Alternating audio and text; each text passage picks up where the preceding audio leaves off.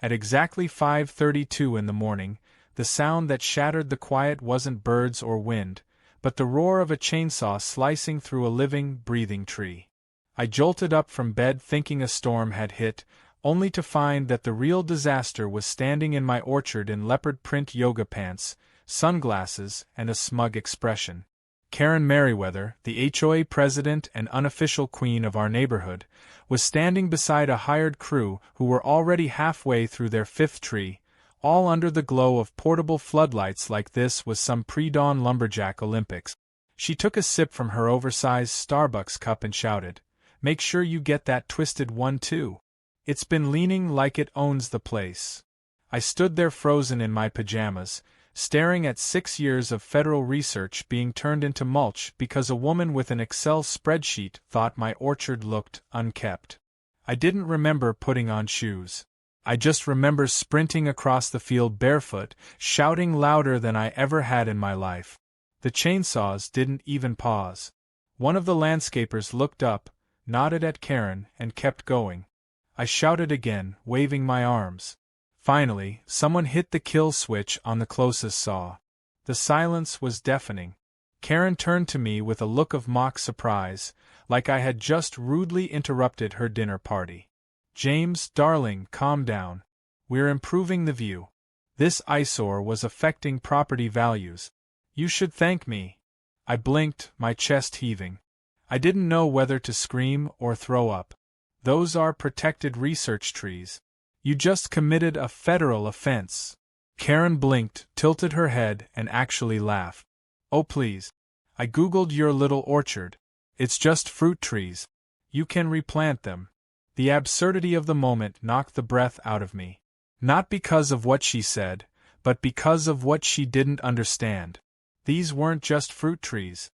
They were hybrid saplings designed through years of experimentation to resist drought, soil disease, and frostbite. I was part of a classified Department of Agriculture initiative operating under an NDA so tight I couldn't even tell my own neighbors what I was doing, except Karen didn't care about facts. She cared about fence color coordination and how many inches of grass were legally acceptable. And now, she had destroyed part of a $3 million USDA pilot program in less time than it takes to toast a bagel. I ran back into the house and grabbed the binder. Not just any binder. The one with USDA clearance forms, my contractor badge, my soil sample authorizations, and the laminated tag index for every tree planted. I returned to the site waving it like a flag. These are federally coded. Each tree is logged with satellite monitoring. You destroyed tagged property under government protection. Karen sauntered over like she was on a runway and actually grabbed the binder from my hand. She flipped it open, glanced at a page, scoffed, and dropped it in the mud. "Honestly, James, if you're going to fake documents, at least use real paper. Not this glossy stuff. It looks like you printed it from Pinterest." Then she turned to the crew and said, "Keep going, boys. Let's wrap this up before brunch." I stood there paralyzed as another tree screamed its last breath under the chainsaw. I didn't know if I should call the police or the president. What made it worse was the neighbors who had come out in robes and slippers, watching like it was a reality show. One guy even brought popcorn. No one intervened. No one questioned her. She had ruled the HOA for so long, people treated her like royalty. They feared her fines, her passive-aggressive emails, and worst of all, her ability to gossip something into reality. I, apparently, was now the community nut who kept government trees, like a lunatic botanist with tinfoil on the windows. In one final attempt, I pointed to the yellow USDA tag, still hanging from the trunk of a tree they hadn't reached yet. "Look, it's a federal tag. You can't just remove those." Karen raised an eyebrow, walked over, and yanked it off with a theatrical flourish. "See? Removed." She waved it like a trophy. "What are they gonna do? Send in fruit police?" The landscapers chuckled. I didn't. Because that tag had a GPS tracker embedded. One that would soon trigger a silent alarm at the regional USDA office the moment it went offline. And that alarm had a classification protocol called Code Green. Karen didn't know it, but she had just declared war on the United States Department of Agriculture. And as funny as that sounds, the USDA doesn't take kindly to sabotage, especially when it costs them half a decade of research. I picked up my binder, wiped the mud off with my sleeve, and walked back inside. My hands were shaking as I opened the Secure app and pressed the red button I never thought I'd need. It sent an encrypted alert straight to my supervisor's satellite phone. I didn't even have to type anything. The system read my coordinates, accessed the drone feeds, and automatically flagged it as an active contamination or sabotage event. Outside, Karen posed for a selfie next to the pile of sawdust, grinning like she'd just saved the neighborhood from an alien invasion. "This'll go great on the HOA newsletter," she chirped. "James, try not to be such a drama queen. It's just landscaping." She had no idea that within 12 hours, federal agents in black SUVs would be knocking on her door.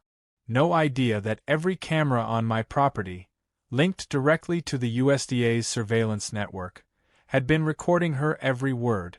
And no idea that the so-called ugly trees she just massacred were part of an international seed-sharing initiative with researchers in drought-ravaged regions of Africa and Asia. She thought she was cleaning up. What she was really doing was digging her own legal grave with a chainsaw. As I stood by the window watching her sip her latte while the crew packed up the remaining stumps, I whispered the same phrase my supervisor once told me when I first joined the program. Never underestimate how fast someone can go from HOA president to federal defendant. Karen just started the stopwatch. The moment I pressed that red button on the USDA app, things kicked into motion faster than I expected. Within 3 hours, a black SUV with tinted windows pulled up at the edge of my property, followed closely by another vehicle bearing federal plates. 2 men and 1 woman in dark suits stepped out, one carrying a portable drone case, the other holding what looked like a military-grade tablet. Karen was still out in her lawn chair, sipping cucumber water like she was watching over her kingdom. I could practically hear the screeching of her entitlement tires about to blow as the agents approached. They didn't even ring my doorbell.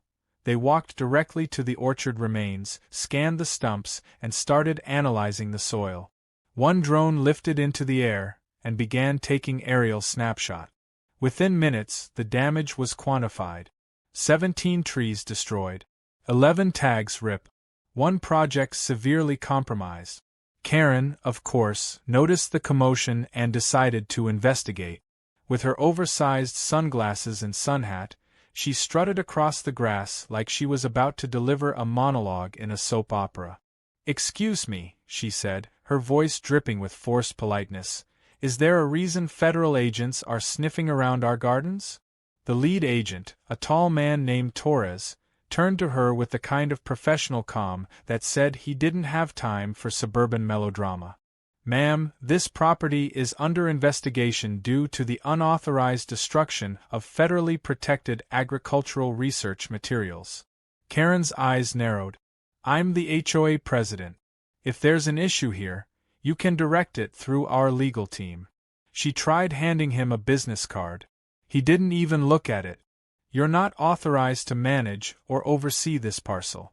It falls outside of HOA jurisdiction and is under temporary USDA contract.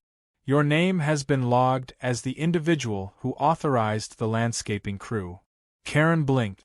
For a moment, I actually saw something rare in her eyes: hesitation.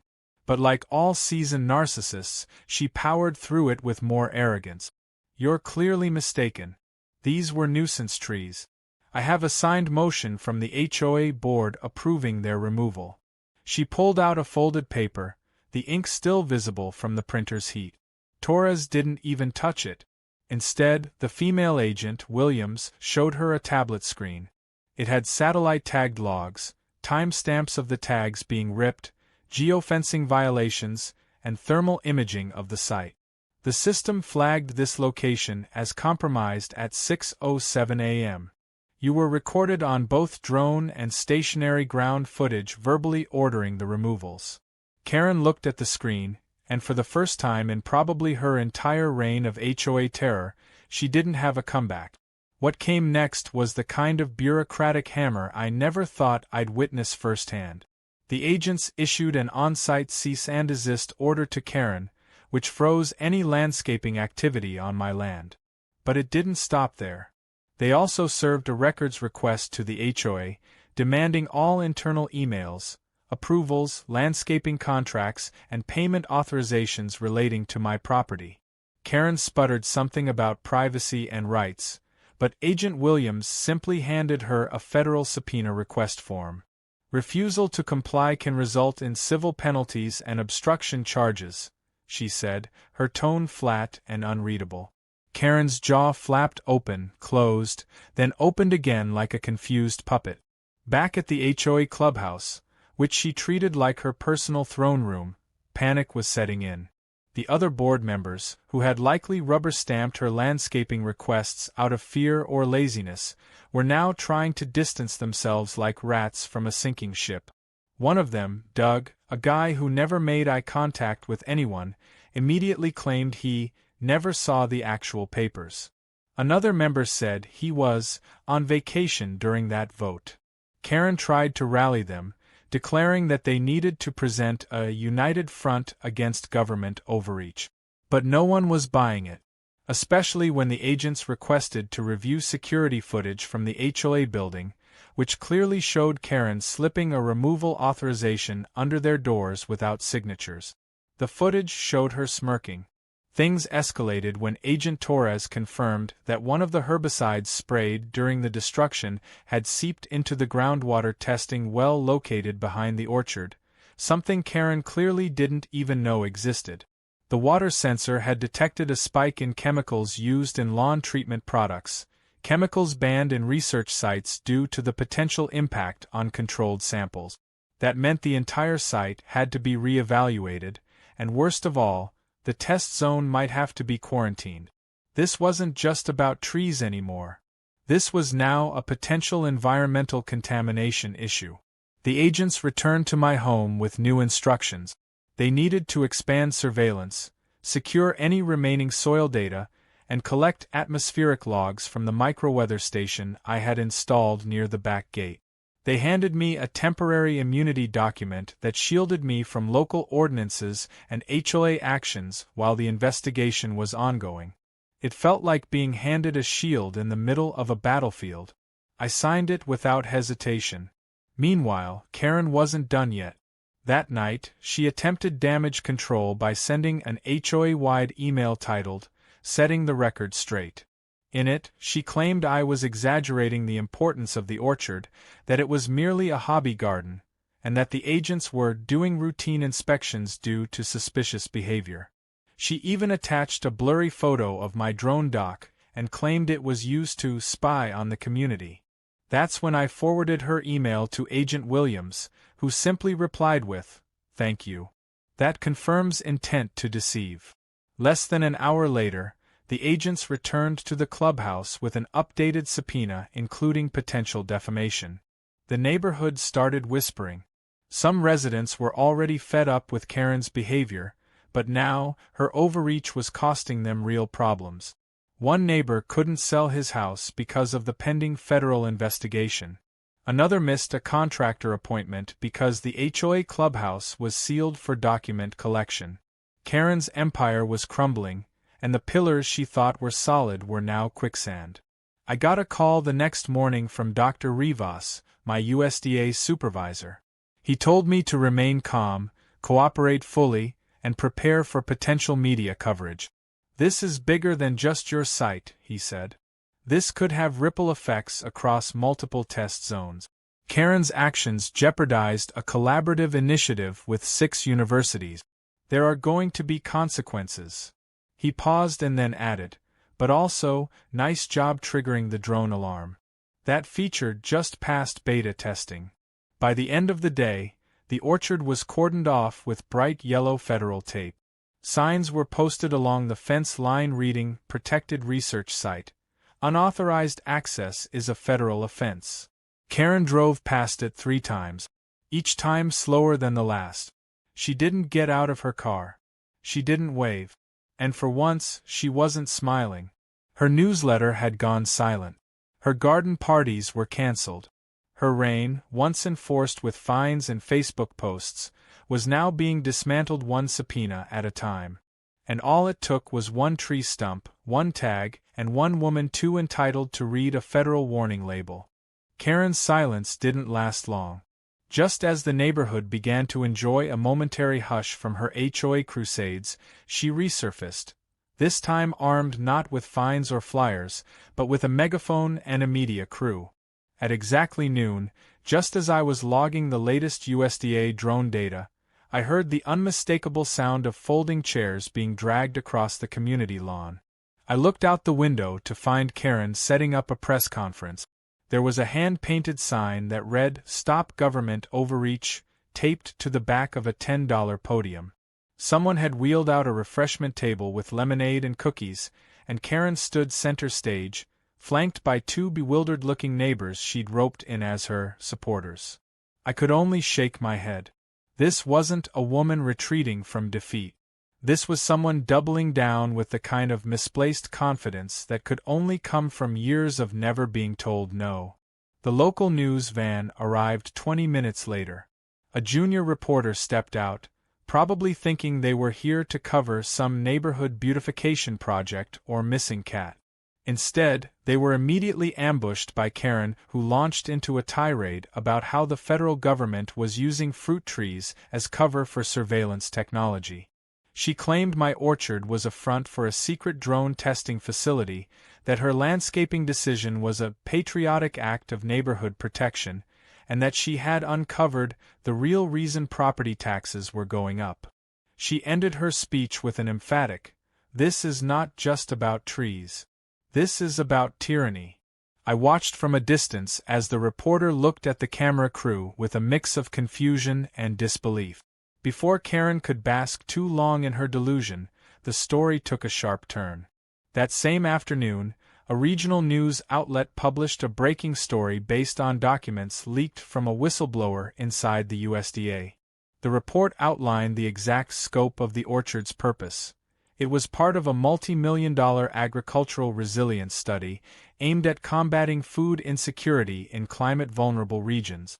The story included detailed maps, grant numbers, and even statements from participating university partners. But the real bombshell came in the form of security camera footage. Someone, likely one of the agents, had quietly provided a clip of Karen gleefully yanking a federal tag off a tree and mocking it on camera. That clip hit the internet like wildfire. Within an hour, the image of Karen smirking next to a stump while holding the tag like a trophy became a meme. One version captioned "Nature's worst enemy" trended for a full day. Another read, "When HOA power goes unchecked." Karen had officially lost control of the narrative. What was once an attempt to save face had now spiraled into digital infamy. Her press conference was mocked, her lemonade stand ignored, and even her supporters backed away as the footage played on repeat across local news. She tried to argue it was edited, that it was taken out of context, but the raw version had already been verified and shared by journalists. It showed her not only removing the tag, but saying clearly, "What are they going to do? Send in fruit police." Followed by laughter from her hired crew. The quote became a rallying cry for my supporters online. People started tagging federal departments with #FruitPolice and demanding she be held accountable. By the next morning, the HOA board had called an emergency meeting, this time without Karen. They met in someone's backyard, out of the public eye, trying to figure out how to distance the entire association from the legal firestorm. Word got around that several board members were lawyering up, not because they had directly approved Karen's actions, but because they had been complicit through silence or inaction. The HOA insurance provider suspended coverage pending an investigation, and community funding froze. Trash collection was missed that week because the account was locked. The pool remained closed due to unpaid maintenance. Residents were furious. They started posting anonymously in local Facebook groups, detailing years of Karen's abuses, everything from arbitrary fines to threats of foreclosure over mailbox colors. Karen responded by filing a countersuit. She alleged that I had misrepresented my land, that I had failed to notify the HOA of the government activity, and that the USDA project was non-transparent and possibly illegal. She called a second press event, this time in front of her house, where she gave another rambling speech about deep garden ops and the war on community freedom. It would have been funny if it wasn't so sad.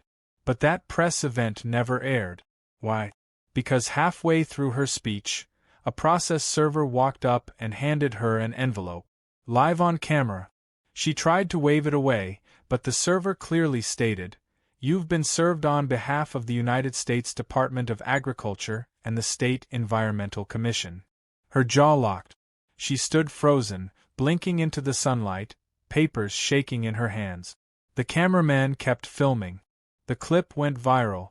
With her legal maneuver crushed before it even began, Karen started to unravel. She began blaming everyone around her. The board, the landscapers, the neighbors who didn't warn her, even the local nursery for selling too aggressive pruning equipment. The HOA members had had enough. A petition circulated to suspend Karen from all leadership roles. It gained 75% of neighborhood signatures in less than a day. A vote was held. She was out. Her golden parking spot at the clubhouse was painted over. Her name was removed from the website. All her pending projects were frozen. But the damage had already taken root. I received a call from the USDA legal team letting me know that not only was Karen being held liable, but the HOA itself might face collective penalties unless it cooperated fully. They offered the HOA board a conditional deal: assist in the recovery process, provide full transparency, and Karen could take the brunt of the civil penalties. It was the legal version of a lifeboat. The board jumped on it. Karen, however, refused to go down quietly. She started plastering the neighborhood with flyers claiming she was being persecuted by botanical fascists and drone operatives. She even accused me of hacking her phone. I didn't. But the USDA did freeze her internet activity as part of an ongoing cyber harassment claim. She didn't know that yet. By the end of the week, every major HOA document related to her term was under review. My orchard, meanwhile, was being restored with the help of university teams and interns. We even began introducing new saplings, genetically stronger and now tagged with more visible markers. Federal signage was posted on every fence panel. A motion-sensing camera system went up, along with a placard noting the orchard's significance in international climate research. Students from nearby colleges were invited to assist and tour the site. What was once a quiet grove now buzzed with the activity of growth and recovery. Karen still lived in the neighborhood, but she didn't show her face as often. When she did, it was usually to collect a package quickly or yell at a raccoon near her trash bin. Her power was gone. Her voice? Now mostly confined to angry Facebook comments where she was routinely ignored or laughed off. The woman who had once controlled the look of every mailbox and the exact shade of seasonal wreaths had become a neighborhood cautionary tale. Spring brought a change in the air, not just in weather, but in energy. The once quiet and dismissed orchard space was now a buzzing hub of activity and purpose. After weeks of coordination between the USDA, local universities, and agricultural tech developers, the orchard was finally ready for replanting. This time, there were no landscapers with chainsaws. Instead, there were scientists in field gear, students in gloves and lab coats, and government officials in polos with clipboards. The entire operation was supervised like a space launch. Every seed, every root, every drip of water was measured, tracked, logged. Where once there was chaos and ego-driven destruction, now stood a unified mission of restoration, knowledge, and a touch of poetic justice. I stood near the front fence, watching the new saplings being planted with surgical precision, when Agent Williams approached with a smirk and a tablet. "You'll like this," she said, handing it to me. I read the screen and immediately burst out laughing. The USDA, in partnership with the Agricultural Development Board, had approved the naming of a new hybrid citrus tree being tested in our orchard. It was engineered for ornamental use, largely bitter in flavor, erratic in seasonal behavior, and highly resistant to removal. They'd named it Karenica Merriweather. I didn't even have to ask. Yes, Williams confirmed, it's official. We even made sure she's credited in the USDA database. Scientific legacy secured. The humor wasn't just for laughs, it was a message. Even in science, there's room for storytelling. Word of the naming spread quickly. It became an inside joke within academic circles, and even made its way into a late-night TV segment where a comedian read off absurd plant names and landed on Karenica Merriweather, calling it the tree version of a restraining order. Memes surged again. The community, which had tiptoed around Karen for years, was now openly enjoying her downfall.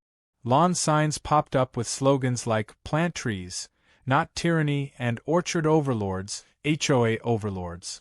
For the first time in a long time, neighbors started talking freely, laughing in driveways, and even planning potlucks again, without fear of HOA surveillance or Karen's sudden, dramatic pop-ins.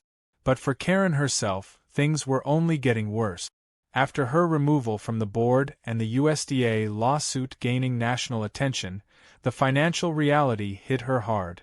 The HOA's frozen funds meant pending maintenance, landscaping refunds, and trash contracts couldn't be processed. Since she was still technically a resident, Karen had to live in the results of her own administrative wreckage. The community pool turned green from lack of chemical upkeep. Streetlights flickered because nobody could approve the repairs. A local newspaper ran a story titled, "From President to Pest: The Fall of Karen Merriweather." In that article, a former HOA treasurer anonymously admitted that Karen had always run things like a petty dictatorship, and no one wanted to challenge her because she was relentless and vindictive. But now, people wanted accountability, and they wanted it in writing. I received dozens of anonymous letters and thank-you notes in my mailbox from neighbors who had once avoided me or whispered behind my back. Some admitted they thought I was exaggerating about the federal project. Others confessed they feared Karen would target them next if they sided with me.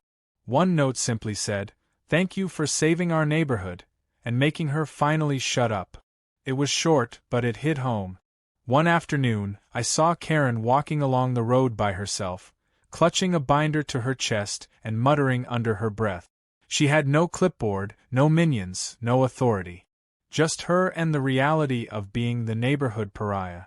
She paused near the orchard fence, staring at the new trees, now surrounded by sensor posts and monitoring stations. She didn't say anything. She didn't yell.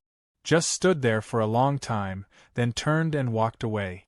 Maybe she was realizing what she'd destroyed. Maybe not.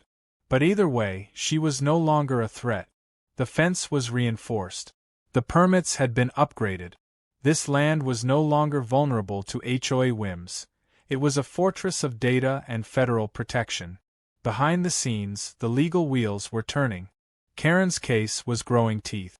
Investigators found that she had signed multiple HOA authorizations herself, often bypassing required vote. She had misused emergency powers, falsified minutes, and even padded the HOA budget to hire her niece's landscaping company. All of it was now part of a larger civil case, and possibly a criminal one. The Department of Environmental Quality launched its own probe due to the herbicide contamination near the water table. Karen claimed she didn't know the orchard was on federal property, but that excuse didn't hold up. She had ignored tags, warnings, emails, and even verbal confrontations. Her own pride had become evidence. Meanwhile, I was contacted by a popular environmental podcast to do a feature on the orchard's restoration. At first, I hesitated. I didn't want to turn it into a circus.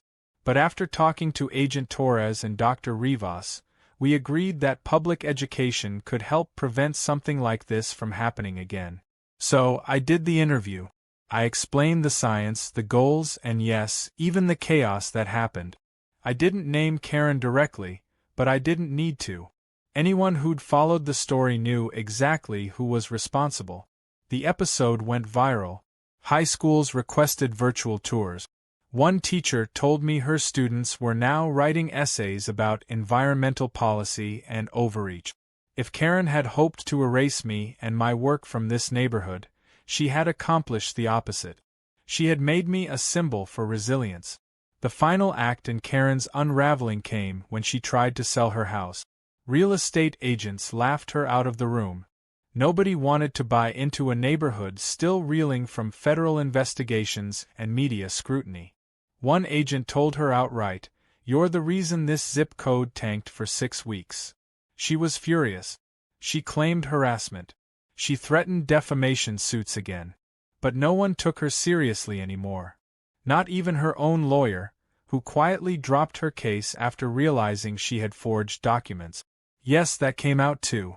The fake landscaping emergency order had a signature from a board member who was out of state during the date listed. Sloppy and arrogant to the end.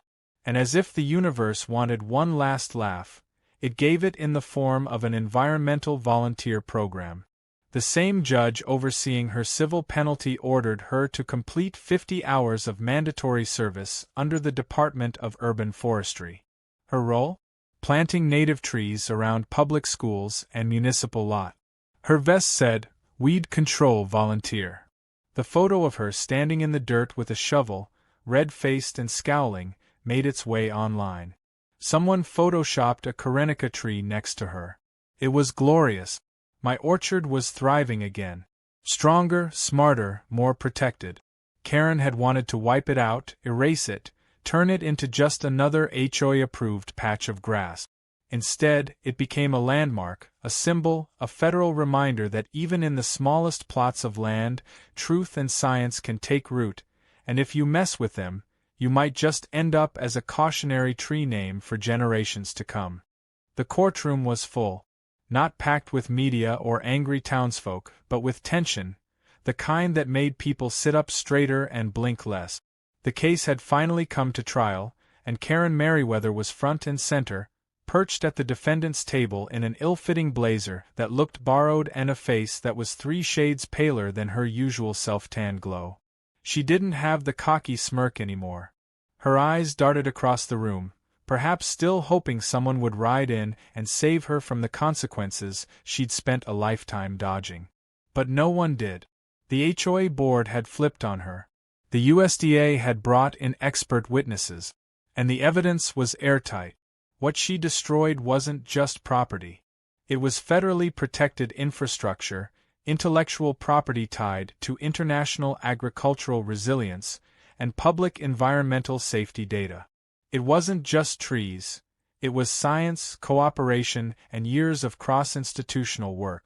I was called to testify on the second day. I'd prepared, rehearsed, even gone through mock questioning with the USDA's legal counsel. Still, when I stepped into that witness box, my heart pounded like a drum. The courtroom was quiet as I walked them through the project's timeline. I spoke about the grants, the hybridization trials, the soil monitoring technology, and the international outreach plans tied to the research.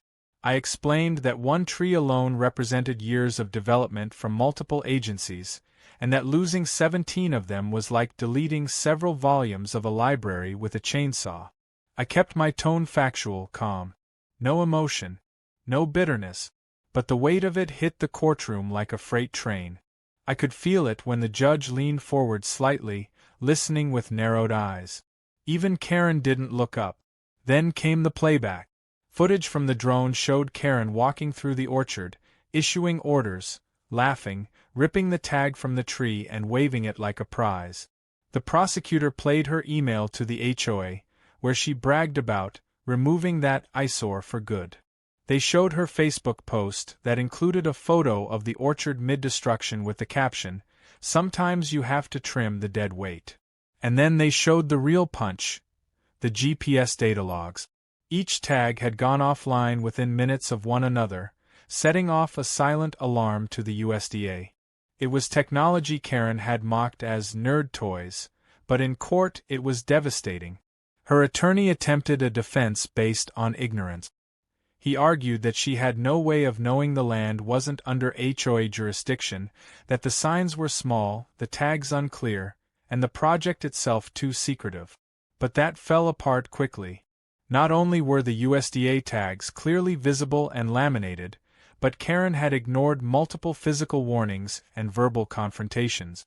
A former HOA board member testified that Karen had dismissed concerns when someone pointed out the tags months before. She allegedly said, "Government doesn't care about trees unless they catch fire or grow money." The courtroom chuckled softly at that one, but the judge didn't. He took note. The verdict came after 3 days. Karen was found liable for the destruction of federal property, tampering with government infrastructure, and environmental endangerment through negligent use of chemicals. The fines were steep, hundreds of thousands in damages. But the real punishment wasn't monetary. The court assigned a mandatory restitution program that would take years to complete. Karen was to participate in supervised federal conservation labor, assisting reforestation projects and helping repair groundwater sampling sites damaged by suburban sprawl. Her role would be monitored, logged, and reported. Any failure to comply would result in jail time. It was poetic in its own way. She tried to cut her way to authority, and now she'd spend her days planting what she tried to destroy. The community's reaction was a mix of relief and celebration. The HOA, now under new leadership, voted to reduce its authority, restrict unilateral decision-making, and permanently exclude my property and any other federal partnership zones from future HOA oversight. A neighbor baked cookies and left them at my doorstep with a note that simply said, "Thank you for standing up to the worst parts of this place." Another sent over a drawing their daughter had made of a big smiling tree with the caption, "James Tree Man Saves the World." It stayed pinned on my fridge. Meanwhile, the orchard bloomed. The new saplings had taken root faster than anticipated, thanks to near-perfect soil conditions and updated irrigation systems. Researchers began rotating in weekly from the universities involved, conducting surveys, collecting data, and sometimes just walking through the grove, marveling at the resilience of it all. The Karenica Merriweather tree, intentionally planted near the edge of the property line, grew strong and tall. Its fruit was sour and oddly shaped, but the tree was resistant to nearly everything. It became the centerpiece of tours. Interns took photos next to it, laughing about its namesake. A small plaque was installed beneath it. It read, "Let the bitter remind us to protect the sweet." The orchard even began hosting student field trips. Local high schools partnered with the USDA to offer interactive tours. I walked kids through the science of the trees, explaining how innovation can come from the most unlikely of places. I never talked about Karen during the tours. There was no need.